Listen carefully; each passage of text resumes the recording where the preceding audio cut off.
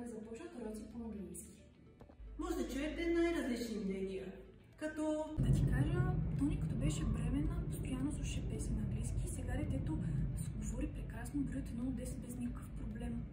Първата дума беше на английски, каза мами. Да той още български не знае, английски ще ми учи. Луди хората, така или иначе ще го научи като порасне. Що си дават парите на вятъра? Но той света се промени вече.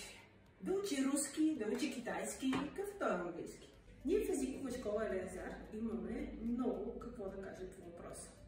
Нашия 20 годишен опит ни е насочил към това, че най-добрата възраст за стартиране на уроци по английски език е между 2 и 3 годинки.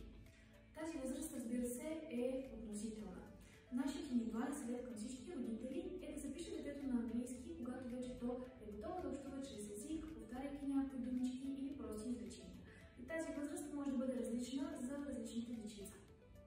Каква е нашата добавена стойност?